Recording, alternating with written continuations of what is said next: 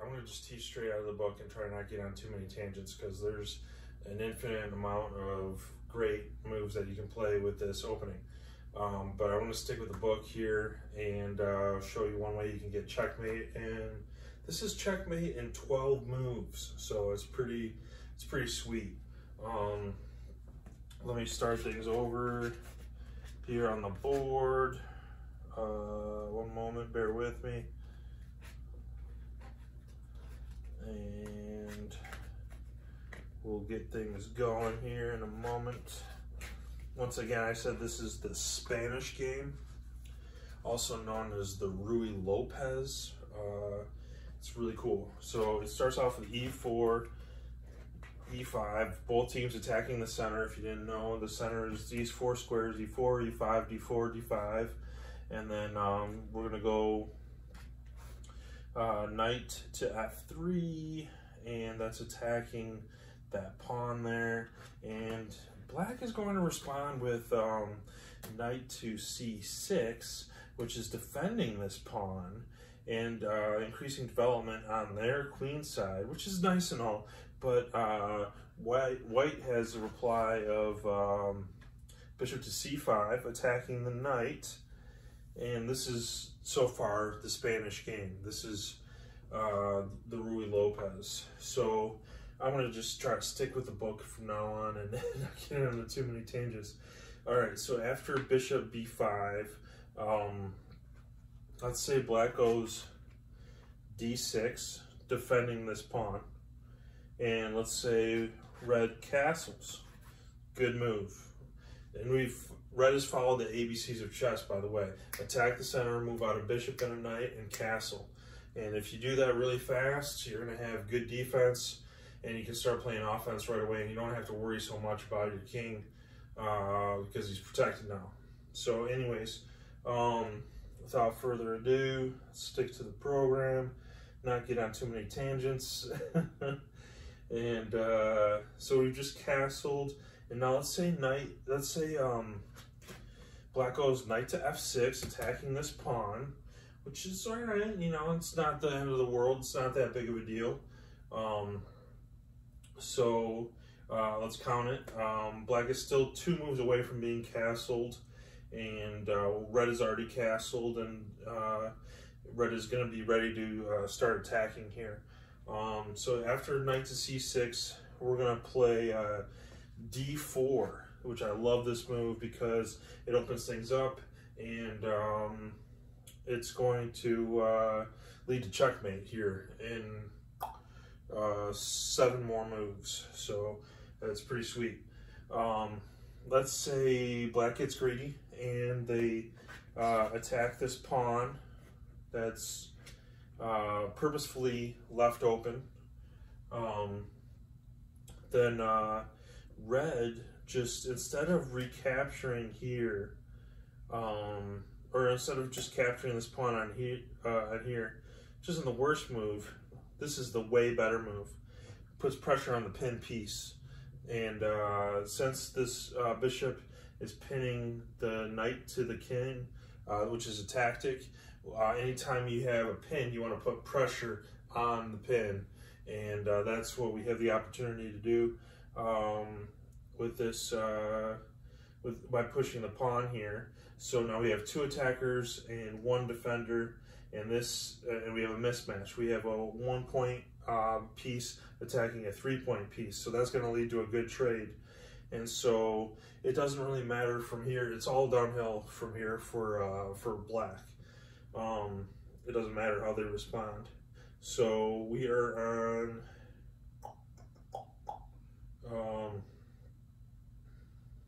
the full refutation of black's last move. Employs pins, forks, and mainly a discovery.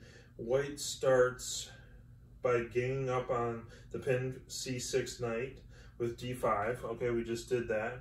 Black's only recourse is to save his piece is to counterattack white bishop with a6. So that's called an in-between move. You know, when you're getting attacked, it makes sense to, well, all right, I'll attack them right back. Play a little defense, do a little counterattack, and then white has some tricks up their sleeve. So now we're going to put the bishop all the way back on d3, which leaves two knights being attacked. You have this pawn attacking the knight here, and you have this knight unguarded right here. So that's a double attack. That's another attack tactic in chess. And then you have the next move. So black must answer with knight to f6, getting this knight out of the way. And then after d takes c6, so now we're going to take the knight.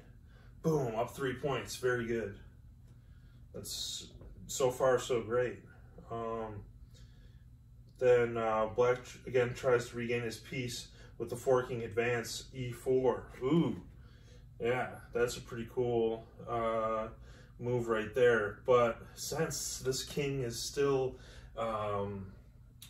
not castled, red has a really cool move. Another cool in-between move, counterattack. I believe the next move, yep, is rook to e1, pinning the pawn to the king.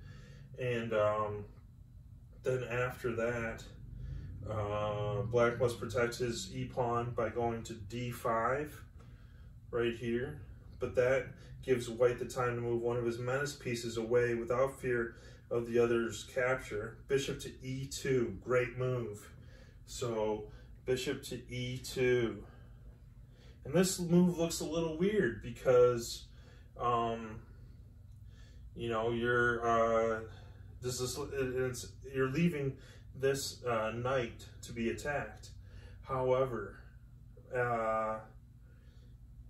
let's let that happen and sacrifice it. So e takes f3 and see what happens.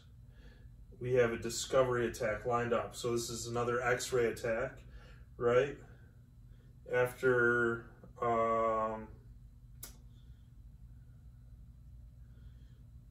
what am I talking about? Did I miss something? For c takes b7. Oh no, yeah, c takes b7, and then now black has to respond with c takes the bishop taking b7, because you can't let that pawn take the rook and promote to a queen. So right on track here. And then see if you can find checkmate in the last move. It's a pretty awesome, really cool checkmate. So I mean, there's some good moves on the table that you can make. For example, you can use bishop to f3, and you can check discovery attack, check the king with the rook, and take a pawn, and then take a bishop with the next move after you block, after black blocks. That's a good move, and that's winning for white. But there's checkmate on the board. And let's see if you can find it. I'll give you 3 seconds. Uno, dos, tres. And then after thinking about it, if you chose bishop to b5, you would be right, and that would be checkmate, because it's a double check. This is another cool tactic in chess. Double check. And you have the rook attacking the king, and you have the bishop attacking the king. And anytime you have 2 pieces checking the king at once, the king has to move out of the way. The king has to move. Anytime the king's in check, he has to run, block, or take. But in the case of a double check, the king has to move, right? He can't just block this, because then he's still in check by this. He can't just block here, because then he's still in check by the rook. So the king is in double check here. He's got no escape squares that he can move to. The queen and the bishop have him smothered. So this is a double check, checkmate.